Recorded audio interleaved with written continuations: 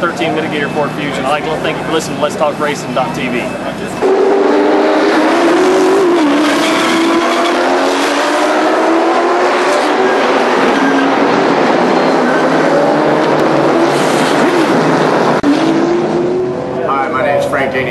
Driver of the number 5 Kiker Motorsports Camry. Welcome to Let's Talk Racing TV.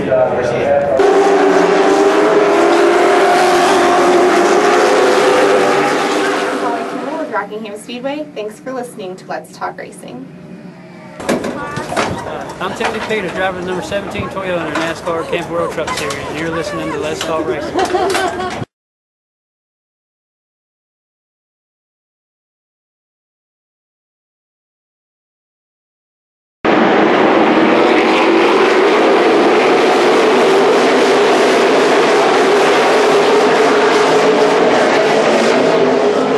Hey guys, I'm Daytona 500 winner Trevor Bain, and thank you for watching Let's Talk Racing.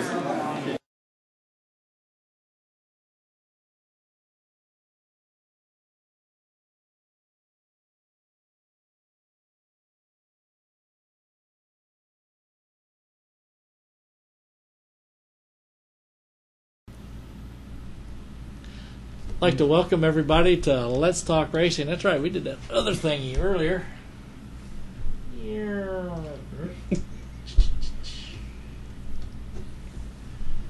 Al got shorter. One of these days he'll grow up. I'm the only chair you got. Can we get a high chair for you? I think the chair beside me is higher. Let him talk while I get a better chair. You want a chair here? No, this one right here will be good.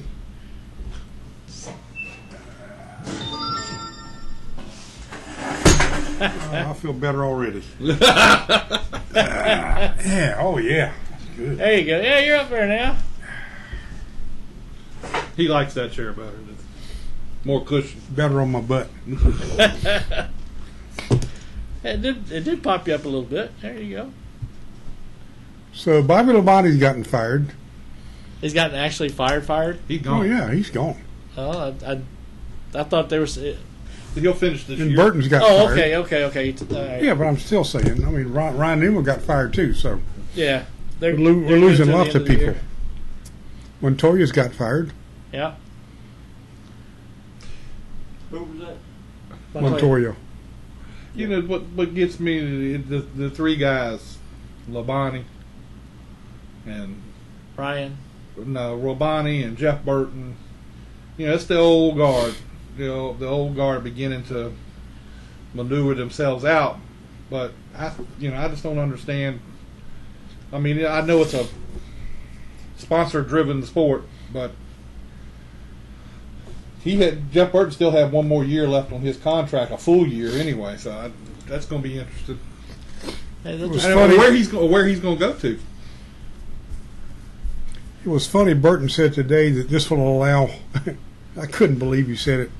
This will allow Richard to get a really, really good driver who can win races and championships. And I thought, why would you be saying that the guy who just fired you is now going to get really, really good driver to win a championship? I mean, that kind of makes Burton look pretty bad in his own eyes. So, Yeah.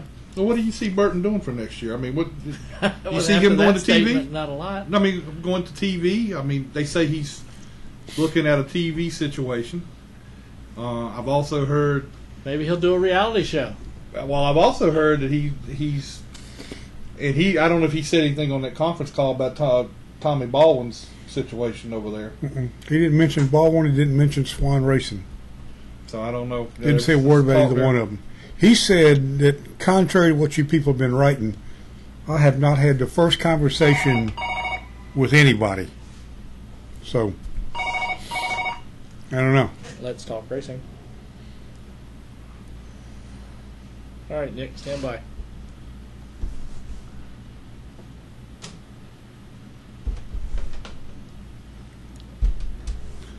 Nick Harrison, how's it going? What's going on, Jack? Yeah, I'm doing pretty good. I hear there's a lot of good stuff going on down your way. Oh, yeah, we got all kind of stuff going on, man. How y'all doing? We're doing good. So give us some. I'm not trying to get into the nuts and bolts of everything, but try to tell us what all's going on down there. You got a new owner coming in, and what kind of changes we gonna see? Well, I'm not sure exactly all the changes and everything that's going to happen in the future, but I do know the near future status, and that's we're going to have an all-guy run at Chicago here coming up, and we got 9 Truex this weekend at Richmond, and Kyle Larson, who is big penciled in to drive the 42 Target car next season, is going to drive a handful of races here before the year's up. So, got several more drivers going to drive this thing before the year's end, and here's Scott off the team from James, and they've made announcements, and he's got a sponsorship through 14 and 15 in the Sprint Cup Series. So everything's looking good for Phoenix Racing, and I think everybody's pumped up. Harry was down again today for a luncheon, and I got with everybody and just kind of getting to know everybody and getting the ball rolling, in the right direction for the future. So with James being gone out of it, and you got a new guy like Harry Scott coming in, I mean, is the enthusiasm getting higher there now? Yeah, it is, and James is going to stay a part of the race team through the end of the year, and I'm sure he'll still be part of the race team in the future with Harry and supporting him, buying his team, and Harry really likes James, and they're buddies from a long time ago. They've got past, and it's not inside racing, it's outside racing, and they used to have their boat docked up the same boat dock down in Key West for several years before Harry ever got into racing. So they know each other on a personal level, and James is willing to be behind Harry and try to help him as much as he can with this, everybody's really pumped about Harry coming in and buying this deal from James, because I think James was about done, putting a bill on his own, and it's one of those deals where you don't want to see James go, and I don't think he is. I think he'll be around, and he's definitely, he's a bad cat, man. He's fun to be around, and nobody wants to see him go away and never come back to the racetrack. So I think Harry's enthusing him to be around and be part of this new deal that he's putting together, and I think there's a lot of good things to come through. Well, it would really be sad to see a guy like James go out of the sport completely, because he's always been a part of it.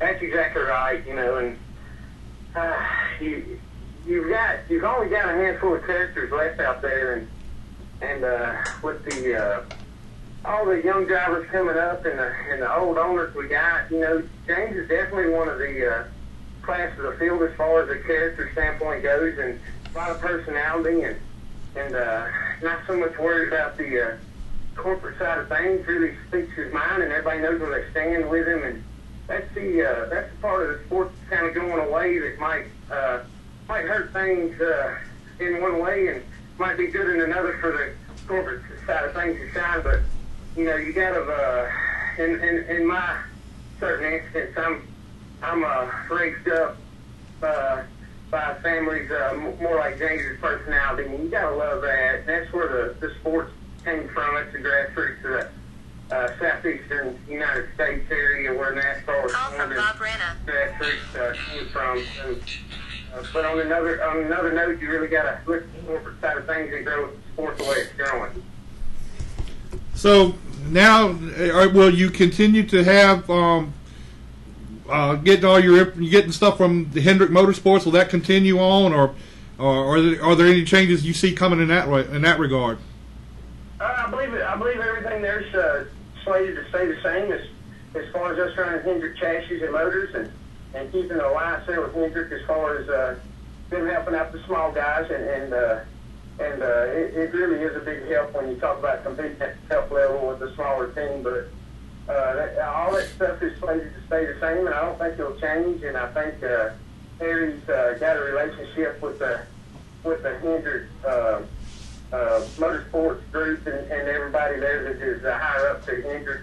He runs nationwide engines out of the Hendrick stable, and he's already got a relationship with those guys. He plans to keep it, and I think I think just having a sponsorship and trying to build and make the team bigger has got a lot of good things coming, you know.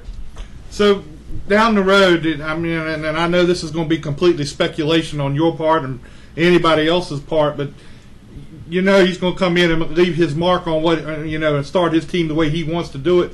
Do you see him moving the team or doing anything like that, or will it all stay there in Spartanburg? It's staying here in Spartanburg, most definitely for next race season and the rest of this one. And those in the future, you never know. There's always reasons for things to happen, but I think I know for sure for the rest of this year and all year and 2014 is staying in Spartanburg, and they're looking to build and grow and see who they can have that wants to come down here and be a part of our family and our race team and build it to be a bigger and better team in the future. That's definitely what's in the plans, and that's definitely what I understand of all the meetings I've been part of. Well, I'm excited and happy for all you guys down there because you really deserve it. With all the stuff that you've had, with everything that's been going on as far as a one team and limited budget and everything, I think it's really great for Phoenix Racing. And I want to congratulate you because you're the one that kept it together. That's exactly right, Jack, and I appreciate it. And I'm gonna come back at you here for a second. My main man Lee Dodson's on that 24 team, and I think he's a elite class player to help that team get in the chase here last race of the year. And I seen him at the track, and I'm glad he's on another really competitive team. Lee is Jack's son who hosts this show, and he's been my car chief for 4 years. But I love him to death, and I think he's playing a big role for that team, and they got a big week this week, and I hope them best luck. Yeah, thank you, and I appreciate it. Because I hope they get in because he's had a rough year, and I would like to see, I'd like to see something good happen. That's exactly right, and if anybody deserves it, it's Lee and that bunch of guys there that started working as they are. I'm good friends with Alan. Hope him best of luck, but Lee's doing really good, and I'm proud of him, man. Well, thank you, and I'm very proud of him too. I'm glad he's doing well, and I'm proud of you guys too down there, and I'm glad that everything is going to work out for you. All right, Jack, I appreciate it, man. All right, thanks a lot. Hold on, Nick. Got one more question. Hold on. Did you actually keep Al from talking? Well, I mean, I'm just listening. You can't let him leave without him giving us his insight on who's going to the 78 car, who's going to the 31 car, and what else is going on. Just some empty seats. We want to know who's going to fill them. And you just going to tell us you don't, but you know, don't you? You know the garage is always stirring up about that stuff, Jack, and I'm always worried about the number 51 team. And the only reason I really brought up Lee in that is because I know he's your son, and he's worked for me and worked so hard for me. I think a lot of him, but I don't get caught up in a whole lot of what's going on in other people's world, but I would suspect that I would have to think that Ryan Newman might end up at Childress or Jeff Burke might end up at 78 on a networking kind of deal through Childress because they have a alliance and if I'm wrong, maybe Juan Pablo's at the 78 and Burton stays where he's at. Childress have a 14, but I think it's going to be somewhere right along them lines. That's just my personal thought, and I really don't have a honest goodness. I don't have anything behind me telling me that's exactly what's going on. And you've got Allgaier for next year. That's exactly right. Okay. Justin Allgaier's next year full time, but Lawson and him's going to split time here for the rest of the year with along with Ryan Truex, who's running in Dover as well. Still be 51? Change the number or keep the number? Oh, you can't change that number now. Let's go out history. Oh, okay. Yeah. Probably got points involved somewhere too. Yeah. And I'm just speaking out of turn there. I don't know if they plan on changing the number, but it's not been any part of any talk, and I really like the 51. It's out of the movie Days of Thunder. It was James's number way back when with Jeff Purvis and Neil Bonnet, and I guess it just looks cool on a race car when I look at it. Yeah, I didn't know if Harry might want his own identifying number to kind of say this is my team now, but yeah, 51 sounds good. That'd be all right. That could be right. He might change the number, and that's not been part of any of the talk. We talk more of the performance and the team side of things, not so much marketing and numbers and colors and, all that good stuff, but he did talk about a little bit. He wasn't sure if he was going to change the name of the team, but it is going to be Phoenix Racing down through the season finale at Homestead, and he wasn't sure that he was going to change the name for Phoenix Racing. Phoenix Racing's a household name that's been around the sport for 20 years, so he might keep that as well. And personally, I'd like to see that just because I've worked here for a number of years, and you just grow to love what you do, and that's where it's at. It must have been a real education to work with Kurt Busch last year. It was for sure, and Kurt's a man, and I love him to death, and he's definitely a championship driver, won a championship. He's racing up against Gordon this weekend to get me in the chase, and Kurt Busch makes that chase. You better believe he's going to be a force directing with come championship time at Homestead. But we got Kurt on a deal where he had several instances with the media and all that. And I think I might have had 2 or 3 arguments with Kurt over the whole course of the time he was there, and he's like a brother to me. He still keeps in contact with me, and he's a competitor that's got the fire that is able to go out there and compete with Jimmy Johnson and any of the rest of the superstars, Matt Kansas, anybody. When you got Kurt Busch in your car and you go pull up beside Jimmy Johnson or Matt Kansas, you're showing respect just like they would respect the others. So, you learn a lot working with a champion like that. I feel like I've promoted myself from the experience with Kurt and lifted myself to another level as well working with a champion like him. My last question is this. Have you seen a replay of his restart where he went from 11th to 2nd the other night? Have you seen a replay of that lap? No, Jack, well, I got to see it live, buddy. I was a little bit there. Well, I was there too, but I didn't know whether I didn't know if you were able to see it, watch it in detail. Yeah, I was there too. I saw it live, but I'm thinking if you had not seen it in replay in slow motion maybe to see what he did, I'm not sure you can appreciate it. It may have been the most exciting 30 seconds of racing I've ever seen. Yeah, I've probably seen him do a little more exciting things than that because I've seen him do a lot of stuff. But Kurt's one of those guys that's full of action. You love to have him in your car. And man, we weren't having a great night there with a 51 Cam. I was sitting there watching Kurt like on that last restart. He come up out of the corner. He come off 2 seconds. And I was like, holy crap, how did he do that? Yeah, he's pretty impressive. I watched it live where my pit box was. I could see the full corner 1 and 2, and he come up off the high side in second. He's a fierce competitor, man, and along with his brother and a handful of 7, 8, 9 others, you don't have that fierce competitiveness in all those guys out there. And he's definitely one that's got some of the most. Okay. Well, Nick, I appreciate it, and good luck to you. I'll see you in Richmond, and I'm very proud of you guys. And y'all get down and get one of them parties going with James before he leaves. You better call me. That's all right. Well, you gonna be in Richmond this week? I'm gonna be in Richmond. I'll be looking for you. All right. Well, you better bring your country butt over by the 51 truck so I can talk to you for a bit. All right, man. I'll be there. All right. See y'all. All right. Appreciate it. Thanks a lot. All right. Yes, sir.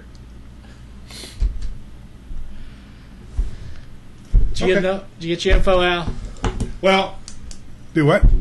I didn't know. I had heard through one of the engineers at Phoenix that Kyle Larson was going to drive the car a few times during the end of the year. Oh yeah.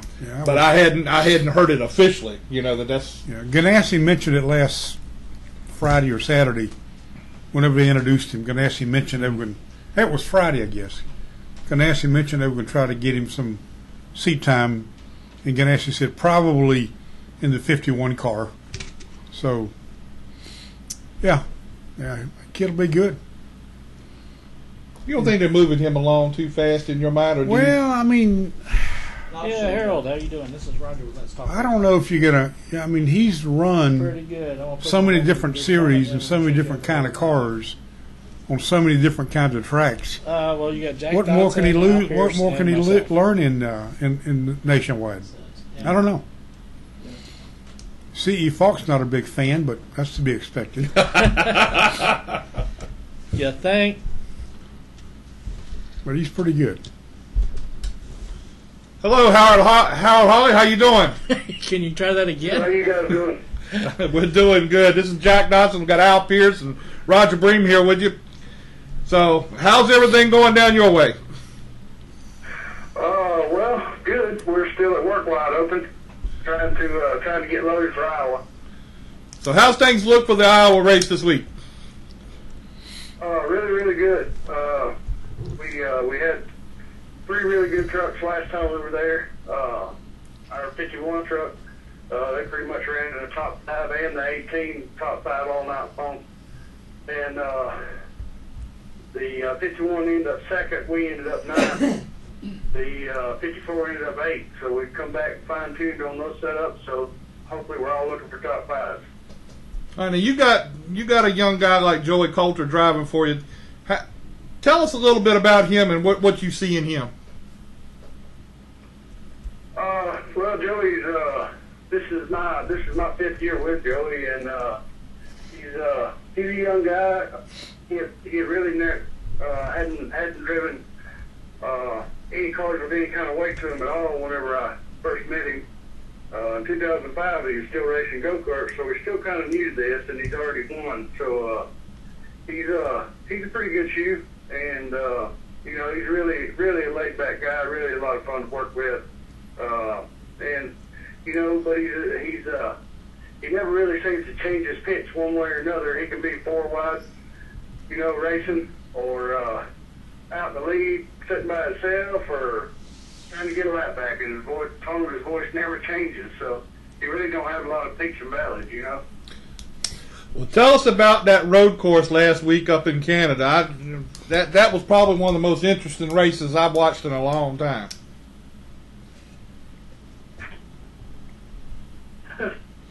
But our other 2 finished 2nd and 4th. They had really good weekends. We just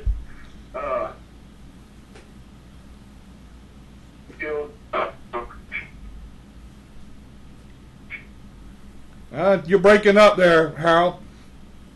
I apologize. I'm in the shop. You hear me now? Yeah, I hear you now. Go ahead. Okay. I apologize. I'm in the shop. But 2 of our trucks had really good days. The 51 and 54 ended up 2nd and 4th, and we didn't have what we needed for qualifying, so we had to try to recover from a bad qualifying, and we just got early. But as far as the road course itself and the truck series, it was a great thing, man. I'll tell you, it's been a long time since I've been to a racetrack. All that was everybody in Canada really came out to support that thing, and there was people everywhere. I haven't seen that many people in a long time. So this year with the Camping World trucks this year, going to all the different types of tracks that you've been going to. You had a dirt track, you had a road course. How does that work for y'all to get prepared for all these? Well, from the race standpoint, you're here, but to be able to kind of mixture of tracks in, it's really good for the series. It's really good for our fan base. It is difficult on us to try to set up for those type of things, but that's just part of it. They kind of tell us where they're going to drop the rag. We got to make sure we're there and ready for it. But as far as the 2 different style of racetracks, man, as far as the dirt goes, everybody, once it was all over, had so much fun that everybody was kind of wishing that they would put in more, actually, because it just it's a whole different style of what we normally do. The drivers basically can run these plays a whole lot more, and a lot more tire slip in them, and it was a whole lot different from what we're used to, and it was a lot of fun. Now you have a long history in the sport. You've been around for a long time. For people who really don't know, tell us a little bit about your time in the sport and where you come from. Well, I was born in Pell City, Alabama, and I basically started racing when I was 8 years old. My dad was a huge race fan. My dad has followed racing ever since day one, and he kind of got me following racing. And she started working on my little league football coach's dirt car when I was 8 years old, and from there, that's where just my mechanic world started, and learning from my dad on how to turn wrenches. And from there, I ended up, going to school and raced all my years, and ended up going to technical college for mechanics. So just kept trying to improve on my mechanical skills. And met Mickey Gibbs at a dirt track, and when he started his Cup team back in '87, Cup and ARCA team back in '87, I basically went and drove up there, knocked on his door, told him that if I wanted to race for a living, if he'd feed me, that I'd race. And I never heard nothing from him. A couple weeks later, he called me back and said, "Hey, boy, you still want to race?" I said, "Yeah." He said, "Well, be at my shop tomorrow morning at 5:30. So that's kind of where it started, and then from there, I just kind of worked my way up through the ranks. And Alan Kowicki was my first job in North Carolina, and kind of graduated to where we're at now. So, do you like being in the truck series, or are you hoping that, along with Joey, that you hope to move up to the nationwide and maybe even further? Well, my mission is I've spent my years bush racing and cup racing, and not saying I wouldn't do it again, but it's been my focus for the last 5 years to try to help Joey get to the next level. That's basically what I was hired to do, and I really enjoyed it watching Joey grow, and that's our mission, is try to get Joey to the next level. I'm not going to ever say never. I don't really have a huge desire to cup racing, but, if one of the top dogs called you up, you never know what you're going to say. Well, we talked with Mike Beam a week or two ago, and he said he's more than happy to be right where he's at in the truck series, and because he's done the cup stuff and the nationwide, and he's happy to be in the truck series and have a little time at home. So I was just kind of wondering what your mindset was on that. Well, I'm the same as Mike. I really enjoy the schedule that the truck series has. It's almost too light of a schedule, and as far as the nationwide goes, it's almost got too heavy. So the truck series is for somebody that's been doing it almost 30 years. The Beam's been doing it way over 30 years. But you get to a point in your life where you don't ever leave the shop any less intense than what you ever were. But it's nicer to be able to be home. Mm-hmm. So how is it working over there with Kyle Busch and the Kyle Busch Motorsports? Is that a great place to work? Oh yeah, it's a really good place to work. Kyle's a really good team owner to work for. He doesn't, his intensity is he doesn't criticize us too much, but he expects a lot, and it's well appreciated of his expectations. He expects a lot out of himself, and he shows that on the racetrack. So, that pushes us to expect a lot out of ourselves to perform for the company and our sponsors and ourselves. How much input does he have with the teams over there on a regular basis? Sometimes he has to do it from outside, but he's always got his voice in the mix. He's so busy with his cup schedule, he's not able to be in here every single day. But, he translates through one of the crew chiefs here, and Rick Rand, and some other people, but we all kind of know where he stands. All right, now Roger and I know Joey pretty good. I knew him when he was racing back in the local stuff and Pro Cup stuff. You got any good stories to tell on Joey? Because we're gonna talk to him soon. Well, quite a few actually. What kind of category are you looking for? Well, he told us he couldn't tell us anything that we could share on radio and TV about you. So I was just kind of wondering if you had anything on him.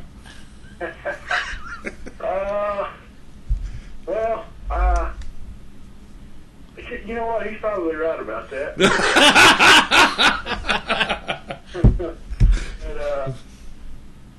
Yeah. I guess, one of the things that Joey and I, we do a lot of racing outside of racing trucks. And he races dirt cars quite a bit. And he and I we was on a road trip from Phoenix City, Alabama to Eldora, from Eldora to Tennessee, and ran three different tracks in Tennessee. Let's talk racing. Hey, We Brennan. had left Smoky Mountain Speedway and got over to Tazewell, Tennessee. Harold Holly. And that place, it was got 40 degrees banked, and the straightaways are banked so much. When you drive outside the racetrack over into the racetrack, if you don't gas it up and go, you'll just spin out and slide right to the bottom. Joey Coulter. Things in such a bowl. And Stand by for a longest stare of what just happened I've ever seen out of it. He went out to make his first hot laps there, and he ended up like 6 quick overall on the first hot lap. And that place you run, it's about like Bristol, Tennessee, but it's banked a whole lot more and a whole lot faster. You're running 11-second laps, and I think he ran 6 or 7 laps. Drove out of the racetrack, got out of the car. I asked him what was going on. He goes, I don't know. I'm still trying to run backwards and all that. It happened so fast, he couldn't even remember what was going on. But that was one of the funniest, longest stares I think I've ever seen. No, I'm just listening, learning. Well, Harold, we appreciate your time. We're going to let you get back to work. And I've got more to tell on him, but I'm kind of the same way. I'm not going to tell him on there. well, I'll tell you what. If I run into you sometime at one of these truck races, you can tell me then. 10-4. All right, man. We appreciate your time, and hopefully we'll get back in touch with you again sometime soon. Yes, sir. Thank you a lot. Thank you, guys. Bye. Brennan's on the line. Will we lose Richard? He went outside to take a break. Oh, okay. Hey, Brennan, got you now live on here. Don't say anything bad. Oh, you can if you want. What's going on? Pretty good. You got Al Pierce and Jack Dodson with me here on the show. All right. Hey, thanks for having me. So, what did you think of the truck race from last weekend, being out there having a road course to finally try it out on?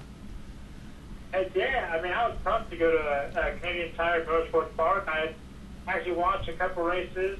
This was what I'll say with that. I'd actually been there once before to, watch races. I know that my teammate Max Pappas has been there before, and he had raced plenty of times, and so, it was cool to go there with someone like Max who ran the race before and performed very well, or even a guy like Ron Hornaday, another teammate who had ran many road races and won a lot of them. And so to go to Canada for my first time was very, very cool. And then to be a part of the original 35 that ran the inaugural Chevy Silverado 250, man, it was cool. I mean, the track had everything you want. I mean, it had fast corners, had elevation changes. There was long, fast straightaways, tight, technical corners. There was tons of side-by-side action, but it was fairly easy, for an oval racer to get acclimated to the track. But it was so intimidating because the corners were so fast, and you just had to keep an eye out because there was a lot of flying corners and heck, man, everyone was fast there. It was fun though. Well, how much road racing experience had you had prior to this? Really not a lot. I ran go-karts. I started go-karts when I was 9, and I ran those till I was about 15, but I only really ran at one track. So I just did it just to understand what race cars, what race vehicles were, and then the only other road racing experience was I got to do the Bondurant School in Arizona, and I also got the offer this year by Chevrolet. Actually, I got to thank them for allowing me to go to Ron Fellows' Spring Mountain driver training course. And me and a couple of the guys, like the winner Chase Austin and Ty Dillon and Brennan Gone, we all went out there and had I believe it was 2 days of pretty hard training. So everyone did really, really good there. And then I ran one London race on road course in Las Vegas, Nevada, probably about 2 years ago now. So I really didn't have much. I mean, much like a lot of the oval car races, but I mean, people like Brennan Gone, Ramon Quiroga, Miguel Paludo, and even Chase Elliott had some previous road racing experience. So it was there was levels. Obviously, there was different levels of road course racing. Just leave it alone. They're pretty good. Jesus. All right. Well, this is the same question I asked somebody earlier. That with the truck series running a dirt track, running a road course, running the types of tracks that you do, how do you prepare yourself for them? I mean, do you do a lot of testing on them, or did you have any testing for the road course? The only testing we did was we went to Kershaw, which was located in South Carolina, and myself and Max Pappas took 2 trucks out there, and but it didn't translate at all. The only thing it got me used to was downshifting, how hard to use the brakes, how to use the throttles on the tight corners at Canadian Tire Motorsports Park. There wasn't a lot of translation. Kershaw was a very tight, simple track where you really got the brakes hard, you really had to downshift and use the motor to slow down. Where this weekend in Canada, it was a lot of fast corners. You trail braked a little bit. You did your downshifting late, and you did it very smoothly. It wasn't quick downshift. You usually did 1 downshift at a time.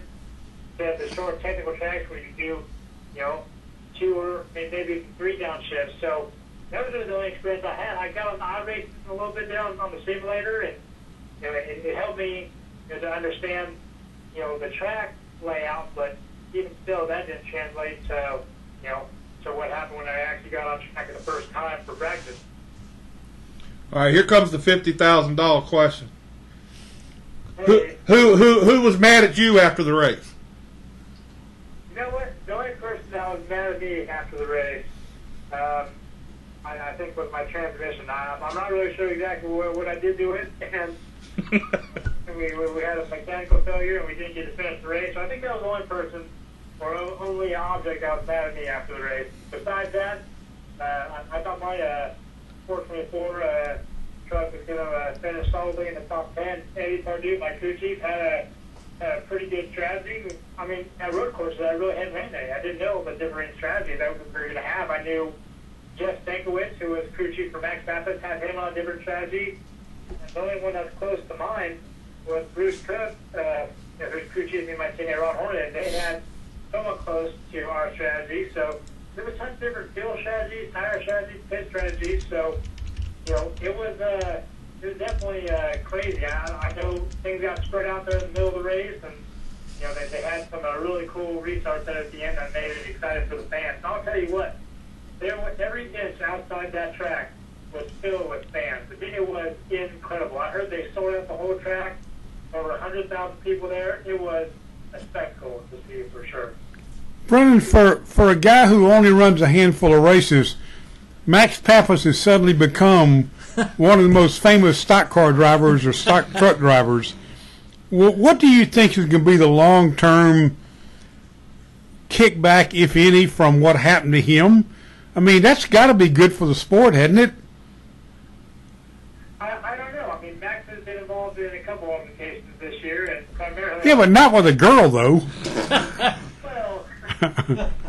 Yeah. What I'm getting at, Brennan, is I wonder whether mainstream America, who never watched a race until the '79 Daytona 500, when Bobby and Cale and Donnie fought, I'm wondering whether the mainstream America, who saw a replay of that slap, might tune in in Iowa thinking, God, this might happen again.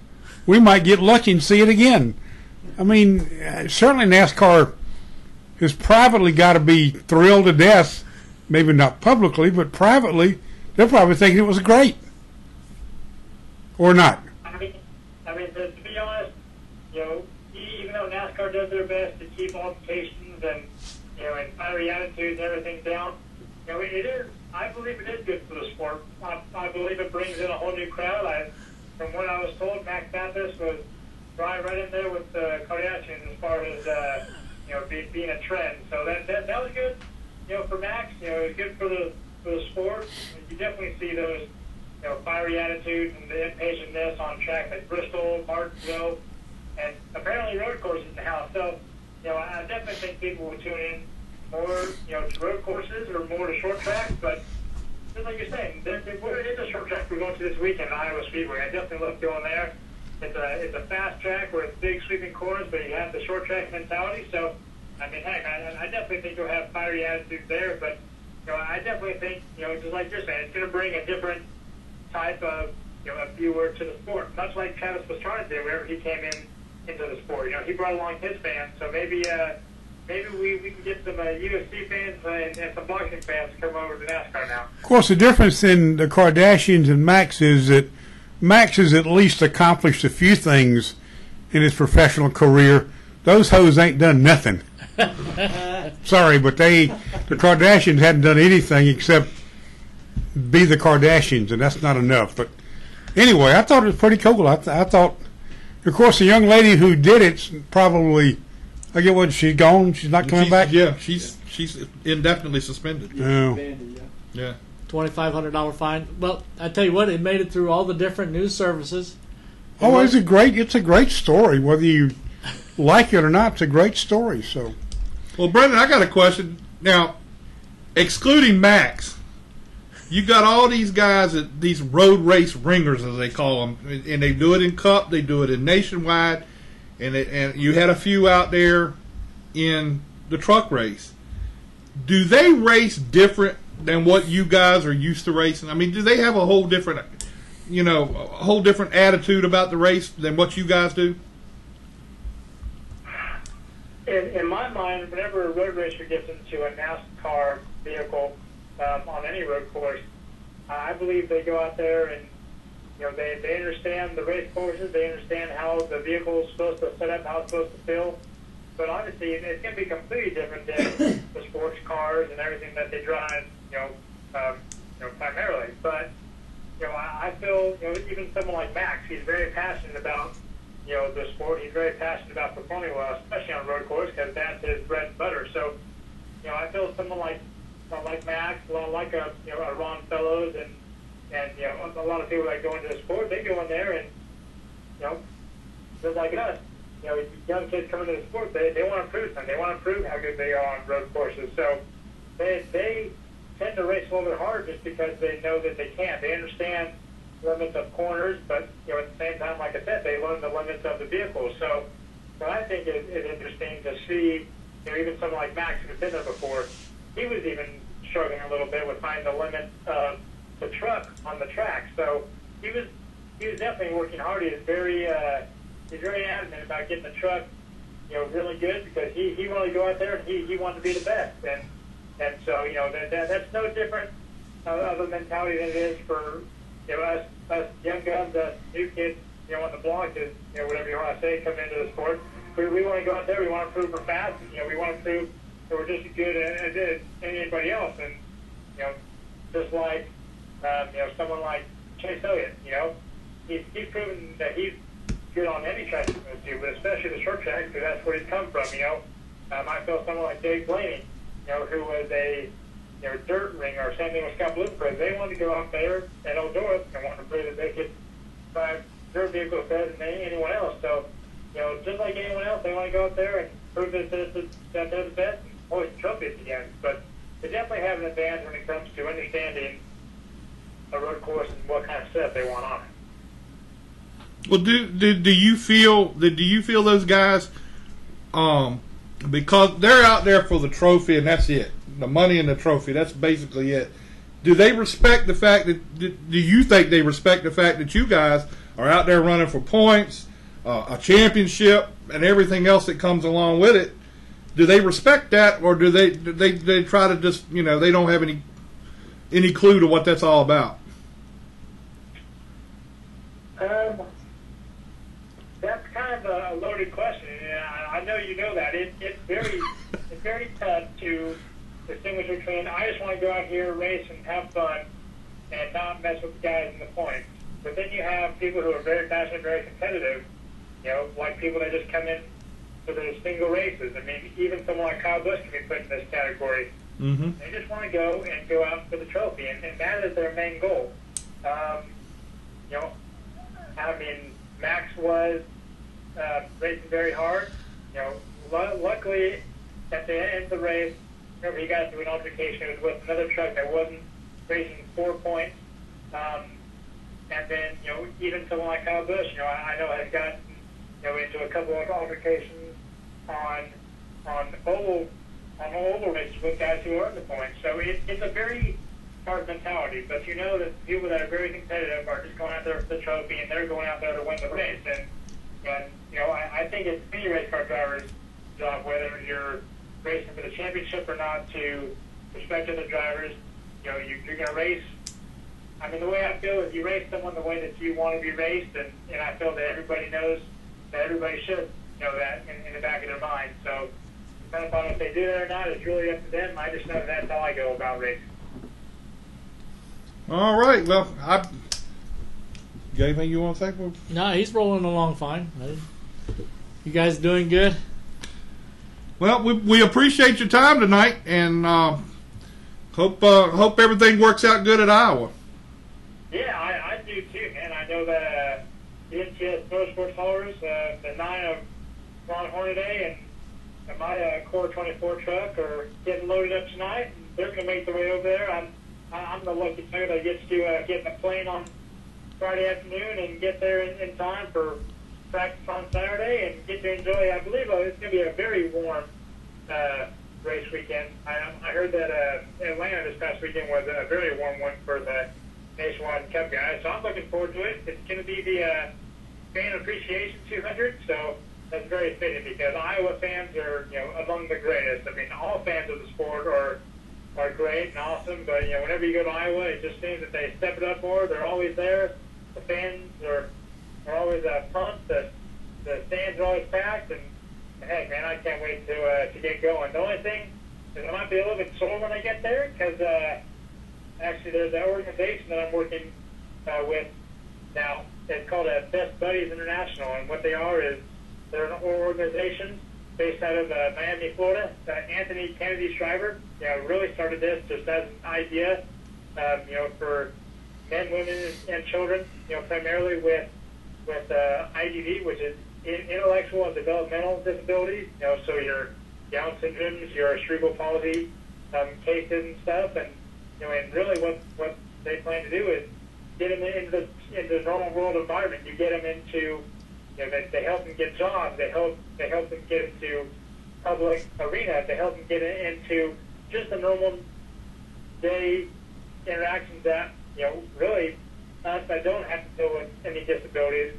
you know, live with every day. And it's not so special to us, but for these kids and women and children that don't get to, you know, whenever they're exposed to this, it's amazing. And what I like about it is every single person I've met has been so kind. You know, anybody with IDD, you know, they're so happy all the time.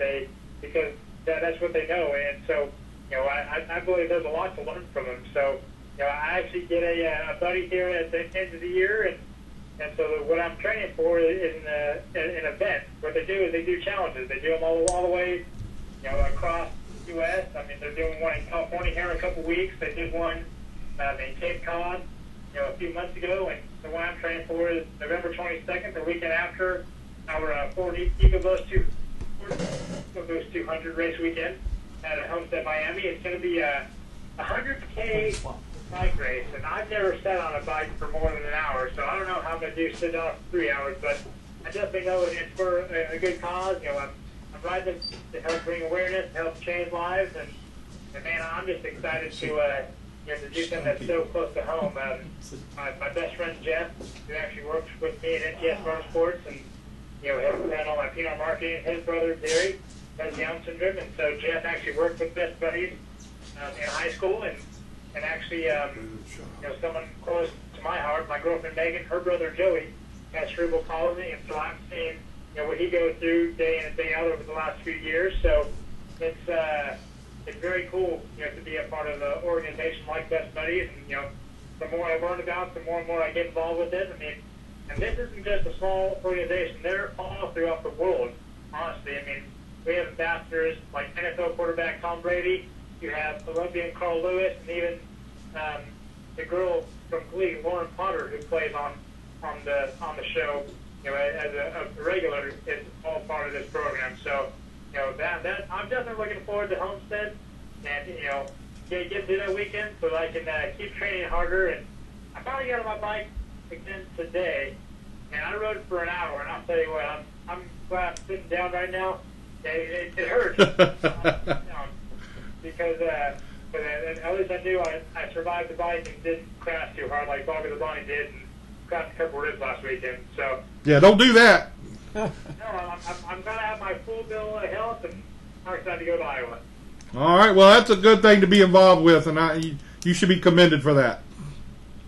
Yeah, thank you so much. And hey, just so everyone knows, I don't know if you know when this can be aired, but for this weekend in Iowa, any college student or any student that goes with an ID can get into any grandstand in Iowa for $5. Any child under 17 gets in for free. You know, any and all military personnel get in for free, and they're going to do a special deal for the first responders there in Iowa. So it's definitely going to be a fun packed race weekend. Heck, I'm looking forward to actually racing on a Sunday. You know, I'm getting closer to my goal of being in NASCAR series. I'll have to start with racing trucks Sunday afternoon. Well, good luck to you, and hope everything works out good, and we'll get back with you again. All right, I appreciate you guys having me, Roger. Again, you have a good one. Stay out of trouble. I'll see you in Martinsville, and I appreciate your time, guys. All right, man, take it easy. Have a good one. All right, good night. Did you get all that? He put a quarter in him, and he's ready. Yeah, he was wide open on that one. He had a lot of stuff to cover. Who was he? When we talked, Brennan Newberry. Okay. When we talked earlier, he was talking about the charity thing, and it was pretty neat. But like I told him, you pedal your ass around New York like that, and you get to go haul off for jail. But yeah, he seems like he's going to have fun doing that. I think he's going to get a workout he didn't expect. Yeah, that's going to be a big one. Could be worse. No, I'm just riding watching. motorcycles. I'm done. Y'all go. Anyway, now you get to interview Richard Petty. Well, you go ahead and introduce him. We have Richard Petty, also known as Charles West. But he's local here in Newport News, Virginia. He does a lot of work as substitute for Richard Petty. He just had himself out in a new video here with ESPN with the chase coming up. Want to talk a little bit about that? Let me see what I can say. I know they've released one the commercial, and they've got a set of 3, and the other 2 still have yet to be let out there yet. Yeah, it's a 3-episode TV commercial, and it was shot down in Darlington, South Carolina, and it's $1,300,000 TV commercial. That's a lot of money. Yeah. But it was me. I was one of the 3 guys. Kel Yarber, Dale Earnhardt Sr., and myself, but Jimmy Johnson. It was like he was in a dream of the old legend and so forth. Yeah. Have you seen it? I saw he showed it to me earlier, and it was a good one. Yeah. Well, we should find out what the next one is since Richmond races. Yeah, next week. This weekend, so they really should be can't say nothing about it though. That's a smart move. And you finally became a SAG member too, I understand. SAG member, yeah. Screen Actors Guild. Screenwriters and Actors Guild, yeah. How much do you do this? I mean, do you have a lot of calling me as far as commercials or whatever? Yeah, I stay pretty busy. Do you? Yeah. Not every day now, you know. Maybe twice a month. Going someplace. Like next week I'll be in next Saturday at Chattanooga, Tennessee, at the biggest tow show truck in the world. They have 7 a year. And of course we're going to see you this weekend at Richmond. Yeah. Have you had any interaction with Richard himself about what you're doing or anything like that? Yeah. You know what? I was down to Random, North Carolina. Would have Petty Day every October. and it was getting pretty late in the afternoon, like 4 o'clock. He had a line of people about a mile long, and there was 2 state policemen standing beside of him, and he said, "Well, I need to get Charles to come over and give me a hand." I thought that was real cool of him saying that. That is cool. Yeah. But I have a great time doing this here, though. Yeah. Well, I know. When we go to Richmond, we always have a fun time. Yeah. There have been times crew members of the different nationwide teams are coming to me. Can we have him over here for a while? Can we have him over here for a while? Like fighting over you. Yeah. Sometimes I can't come out. Yeah, oh God, yeah! I remember that one time you were afraid to come out because so many people were following him around. Yeah. So I try to stay in the hall, not all the time, but most of the time. So is it basically you do a lot of appearances, or I do a lot of trade shows? Different corporations, Las Vegas, California, Michigan, Florida, any place they need me at. So what I mean, other than the obvious that you look so much like him, what got you started in doing this? Was it your fascination with him, or? I was at Charlotte, North Carolina. Then it was called a bush race, and I was going to Florida. Me and my wife was, so we stopped and watched the race. And but at the beginning of the race, though, they ran probably 10 or 15 laps. It started raining. They red flagged the race. I'm just sitting there, a little messy drizzling rain, and I looked down below, and this camera was on me. I told my wife, I didn't hit her, I just nudged her. I said, "Look here, we're going to be on television," And was it 5 seconds? They put me on the big old TV screen. Then they put me and Richard Petty side by side, and that's how I got started. Wow. Yeah. All it takes just a 15. That is wild. I mean, seconds of fame. Yeah. So do you go down to Randleman and because I've been down to the Petty shops and got to go do the tours through the stuff because I knew some guys that worked there. But do you go down there and get involved with them as far as things they got going on too, as other than maybe the Petty appreciation stuff or whatever? Yeah. You know what? In this TV commercial, Richard Petty brought me a card down there at Darlington for a TV commercial. Brought you a car to use? Yeah. Cool. That was real sweet. Yeah. Was it that nice Petty blue and autographed and everything? Yeah. So do you have a lot of Petty memorabilia that you picked up on doing this, or? Yeah. I got a big collection of Richard Petty stuff, I've got most anything you want. Wow. Because the last 15 years I've been doing this here, I've just been buying Richard Petty stuff. I got a beautiful knife collection of Richard Petty. I saw those. Victor Story from over in Franklin. Yeah. He is a diehard Richard Petty person. He always has been. He painted his race cars like Richard Petty. He even got his paint from Richard Petty. I mean, Richard Petty and the Petty Enterprises gave him his paint for his cars, and he wore the Petty uniform, and his driver's suit was just like a Petty driver's suit.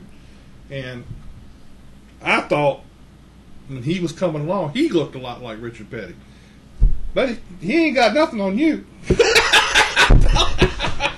I tell you what, you want the funniest part is to sit there and watch other drivers come up and talk to him, and they will just keep right on talking, like as if they were carrying on part of a conversation that they were doing with somebody, with the real Richard Petty. And we'll sit there, and before he has a chance to even tell them that it's not the real Richard Petty, they've already said, "All right, Richard, I'll see you later. I've got to run," and they're gone. And so you can figure out that later on they're going to run into the real Richard Petty. "Well, don't you remember me telling you something here a while ago?" "It wasn't me." Well, I'll tell you what. Now that I've seen your thing on his YouTube where you were on here before one time, but now when I'm walking around these racetracks and I see Richard Petty, and I've actually stopped and talked to him, now I'm gonna wonder if it's him.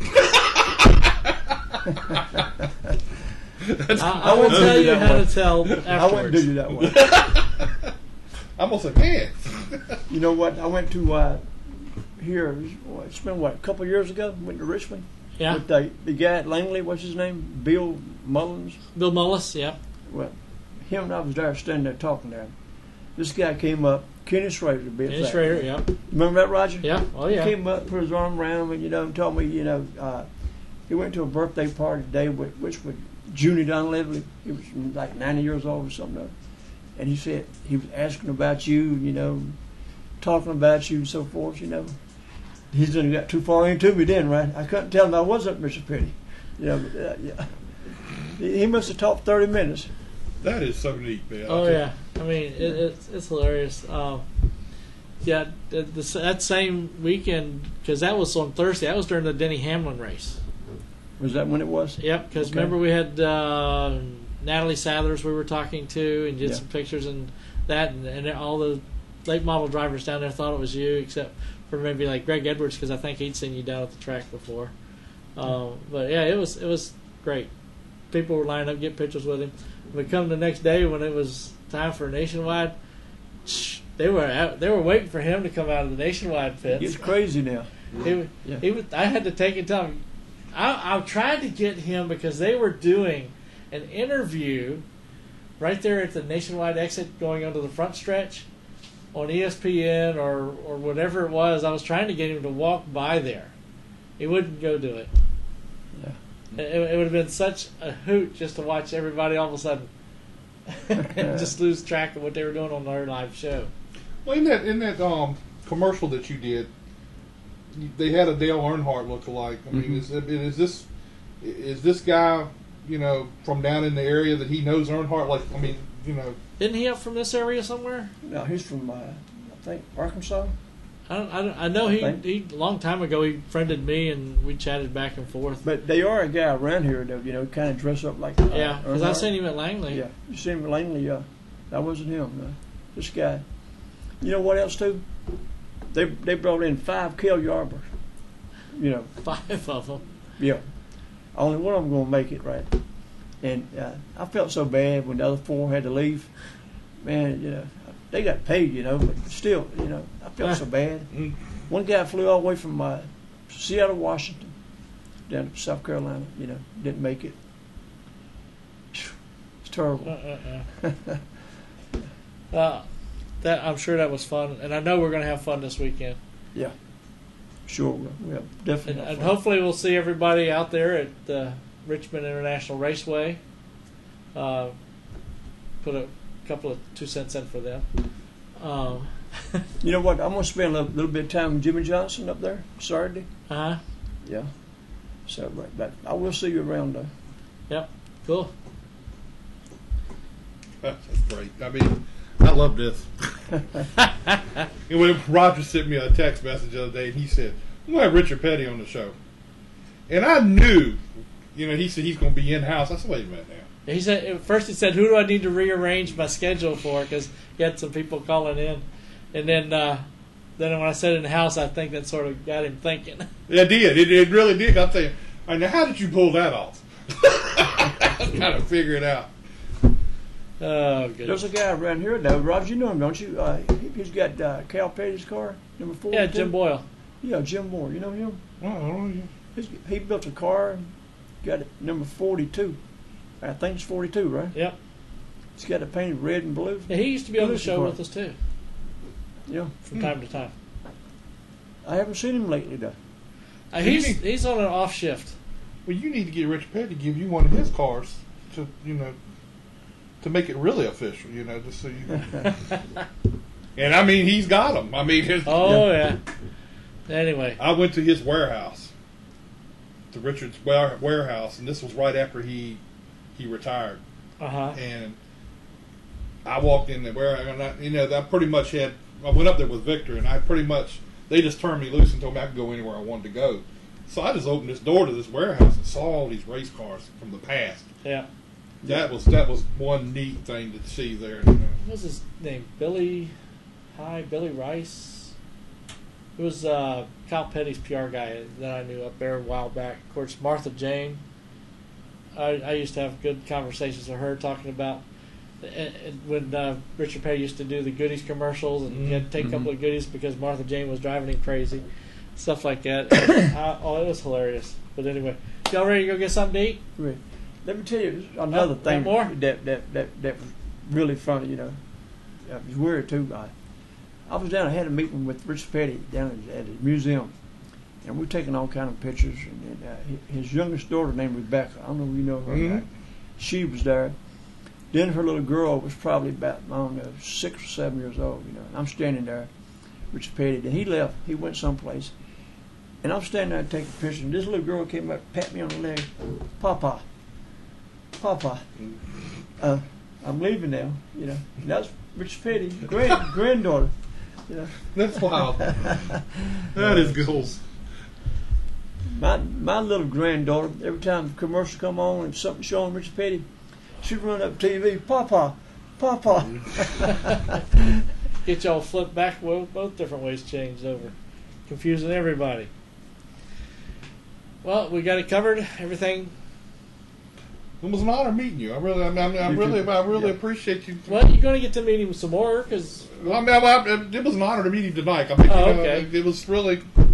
Are you from Langley? I mean, you got something to do with Langley? No, I used to race at Southampton when they had the Southampton Speedway. I used to race there, and now my son is working on Jeff Gordon's pit crew. So. Oh, is he? Yeah. So. What's his name? Lee Dawson.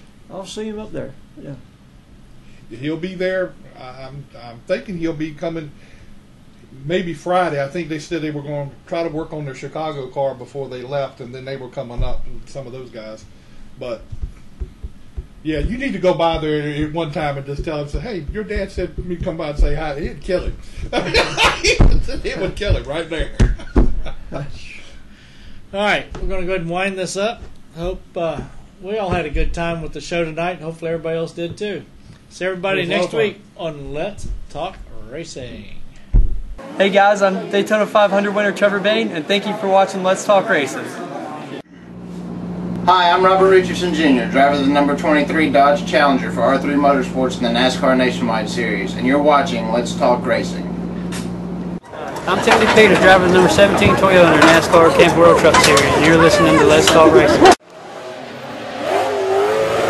Here's your 2011 champion, David Brehm. Hi, this is David Polens, driver of the 33 NASCAR Late Model, 2011 Old Dominion Speedway track champion. Thank you for watching Let's Talk Racing TV. I'm Sam Hunt, driver 42 car on the thing Let's Talk Racing. Hi, my name is Natalie Sather. I drive the 94 K&N Lady Eagle Safety Wear, Butler built seats, bell helmets, hooker harness seatbelts, number 94 at South Boston Speedway. Be sure to listen to Let's Talk Racing TV